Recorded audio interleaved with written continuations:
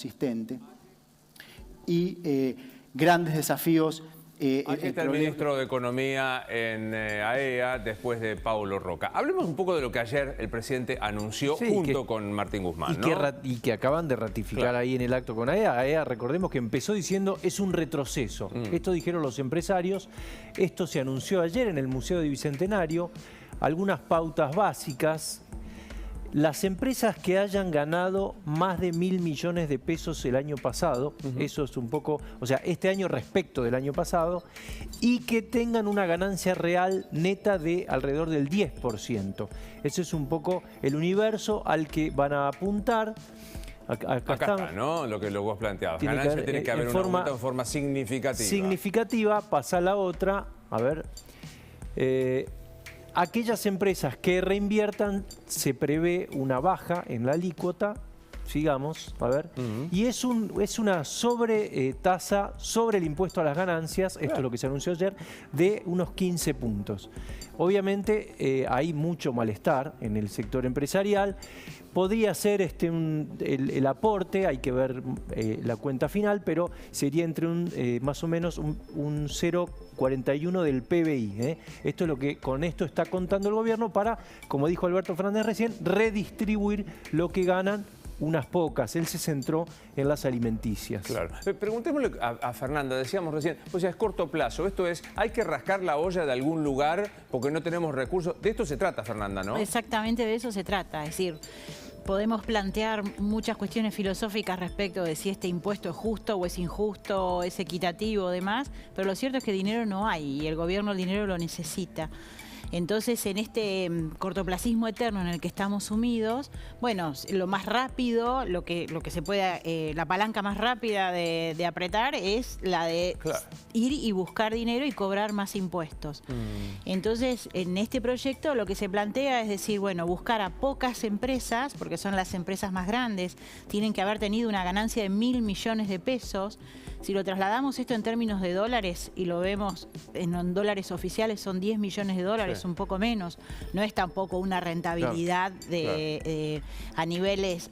No lo pensemos globales, porque nosotros estamos lejos del promedio del globo, ¿no? Pero no es que estamos hablando de empresas mega multimillonarias, pero sí lo que está buscando es decir, bueno, bajo la filosofía de hay empresas que se han tenido un beneficio extraordinario porque aumentaron mucho los precios de los commodities, petróleo y granos, digamos, básicamente a raíz de la guerra de Ucrania.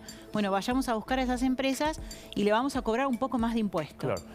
Quiero que nos vayamos allá, Pancho, al sillón para hablar con Fernanda. Mi pregunta es, ¿esto no es como una doble, triple imposición que le estás poniendo a las empresas? Porque digo, ya pagan impuestos a las ganancias, ya pagan bienes personales, ya pagan por los dividendos. La verdad que es ridículo volver a poner otro impuesto. Exactamente. Las empresas hoy están pagando... históricamente las empresas en Argentina pagan el 35% del impuesto a las ganancias de su resultado. Según el gobierno, algunos lo desarman entre lo que paga la empresa y lo que se paga en el momento de distribuir los dividendos, pero más o menos se paga eso, que es una tasa razonable a nivel global. Ahora, Argentina venía de una tasa del 35, después en el 2018 se pasó a un esquema de decir, bueno, no va a pagar la empresa el 35, va a pagar el 25 y el día que, o el 30, y el día que esto se traslada, se toma como dividendo, va a pagar el diferencial. Después tuvimos una última reforma que fue la que dijo, no, volvemos al 35% para empresas que ganen más de 50 millones de pesos. Y además se siguió sosteniendo el impuesto al dividendo, o sea que en las empresas están más o menos en el 42% de tasa del impuesto a las ganancias. Y a eso le vamos a sumar este nuevo proyecto que dice, bueno, sobre lo que ganaste de más respecto del año pasado te voy a cobrar un 15% más. Claro. O sea, no se puede hacer una cuenta generalizada porque depende de cada empresa, pero estamos hablando de llegar al 50, 52%. Altísimo. Altísimo en un país que lo que necesita es inversión, en una propuesta que no está atada ni a cantidad de empleados, ni a cuánto invirtió la empresa, ni a si está en un proceso de crecimiento y de inversión, y decir, estás investigando y entonces pudiste haber venido perdiendo plata y justo este año que ganás plata, entonces te voy a cobrar de más. Con lo cual, ¿vos le ves destino judicial a esto o no? Sí, claramente que va a tener un destino judicial. No sé qué pasó con el impuesto a la riqueza. ¿Fueron muchas empresas a la justicia? impuesto a la riqueza era para las personas. Eso, la discusión era sobre cada persona y sí tuvo un altísimo nivel de judicialización y de gente que no pagó. Y ¿Les daba la razón? ¿Les dio la razón la justicia? Bueno, nuestra justicia tiene procesos muy largos. Este impuesto recién Las hubo que pagarlo el cautelares año las pasado. rechazaron. La gran mayoría de las cautelares fueron rechazadas, porque digamos, se pedía que se discutiera la cuestión de fondo y mientras tanto que no lo pagaras. Claro. Generalmente la justicia no hizo lugar a las cautelares. Sí, hubo como un abanico muy amplio, pero todo eso está en proceso de discusión. O sea que hasta que no llegue a la Corte este tema no va a tener una resolución firme para el caso que llegó a la Corte, ¿no? Después hay que ver qué hace la FIP una vez que llegó, pero estamos hablando de 8, 10 años por lo menos de discusión. Y este tema va a ser un tema similar, porque si yo me siento, hay que ver la situación de cada empresa, pero yo me siento y hago la cuentita y digo, estoy pagando 50% de impuesto a las ganancias, con este viejo argumento que tenemos de que el impuesto no se transforme en confiscatorio, entonces la Corte sí le ha dado la razón a los contribuyentes diciendo, cuando vos por algún tema del impuesto a las ganancias que no te dejan calcular el ajuste por inflación o algo por el estilo, terminás pagando el 50% del resultado del impuesto, es confiscatorio y no aplica. Ahí les dio la razón. Sí. ¿Y lo de confiscatorio viene de la Constitución? Claro, la confiscatoriedad es un principio general del derecho de que un impuesto no puede ser confiscatorio. Es decir, el Estado no tiene derecho a confiscarte parte de la renta. Una cosa es que te cobre un impuesto. Entonces, ese principio está consagrado, es respetado por nuestra Corte y ya se ha discutido. Se empezó a discutir sobre todo cuando las normas impositivas no permitían hacer el ajuste por inflación. Entonces, las empresas iban con su resultado determinado histórico y pagaban un montón, y si vos lo hacías comparado con el ajuste por inflación, resulta que estabas pagando más del 50%. Claro. Fernanda, ¿cuánto aprox, personas y empresas, cuántos impuestos pagamos en la Argentina, más o menos? Si sumamos nacionales, provinciales, municipales, y juntamos tasas y toda la variedad de nombres, de eufemismos bajo el cual nombramos impuestos, estamos en más de 150. Casi 200. Sí, es así.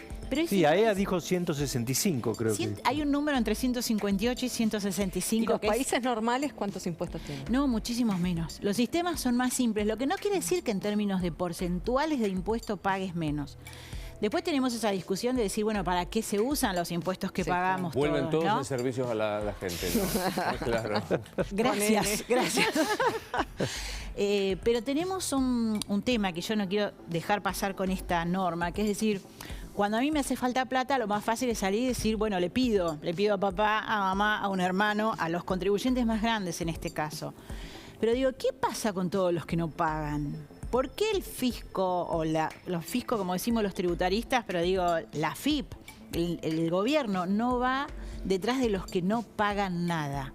Esta historia de cazar en la misma pecera de siempre, ¿no? O pescar y en la encima misma esto es una pecerita así de chiquitita, porque acá hay muy pocas empresas en la bolsa de que ganaron más de 1.000 millones de pesos, ¿no es cierto? Pero digo, ¿qué pasa con todo eso que nosotros salimos a la calle y vamos a comprar algo y no nos dan la factura y no te dan el ticket y lo pagás de contado y te hacen algún descuentito? No te descuentan todo el IVA que tendrían que pagar. Sí, después está la discusión de si hay muchas empresas que pagando esos impuestos son viables, ¿no? Porque muchas veces, sobre todo la microempresa, ¿no? Sí, pasa también eso. Ahí yo creo que una empresa que se forme y que funcione tiene que ser viable bajo el esquema impositivo que existe en ese país. Si no, tiene que hacer otra cosa, digamos. Si no, hay algo mal como definido con la empresa o tenemos que cambiar los impuestos.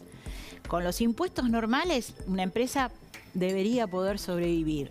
Eso no, la estructura impositiva no justifica la evasión, porque hay empresas que no evaden. Pero ¿sabés qué pasa? Yo te ciego y firmo al pie. Y me encanta, la verdad que estoy sorprendido de encontrar una tributarista que le entendí desde que dijo buen día hasta ahora. Ay, gracias. Porque realmente que viste que hay ¿de qué está hablando? De verdad, te pasás a ser una de mis preferidas. Ahora, fíjate lo que estamos diciendo. Una empresa con estos impuestos podría sobrevivir. O sea, que es un desaliento a correr el riesgo de invertir en la Argentina. Al sumo sobrevivís. Crecer, olvídate. Diversificar, olvídate. Generar un nuevo negocio, olvídate, ¿no? Bueno, pero que justamente esto, que quiero mostrar que esto es la ley de la que estamos hablando todos, Sí. de la... Cortita.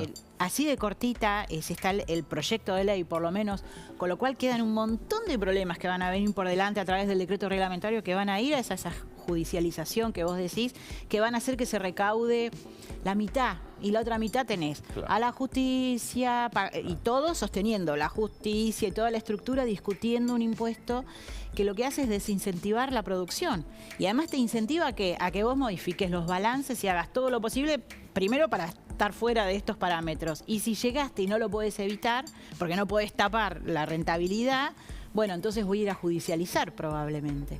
Y entonces terminas en que ¿qué es lo peor de todo? ¿Quiénes pagan esto?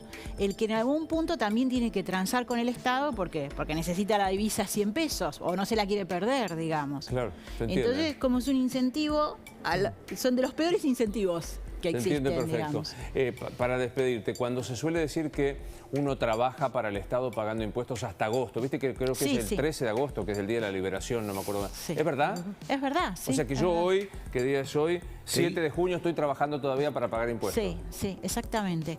Y lo peor cuando se hacen estos planteos de decir por qué no se va contra la evasión, es porque los que más interesados tendrían que estar, por ejemplo, son todos los empleados en relación de dependencia, especialmente los privados, que son esclavos del sistema, porque el impuesto se lo saca el empleador, Claro. y ese paga, pero todo, y después todo lo que sale al supermercado, compra y demás, y paga el IVA por todo. Y ese es el que más tendría que luchar en contra de la evasión. Nada menos. Nada menos, sí, exactamente. Bueno, un placer conocerte. Por primera vez Igualmente. vas a seguir viniendo porque de verdad has sido más que clara, Fernanda. Es un gusto para mí. Igualmente. Vamos a ver qué pasa en la calle, qué pasa en Retiro con esta manifestación de organizaciones de base frente a lo que es la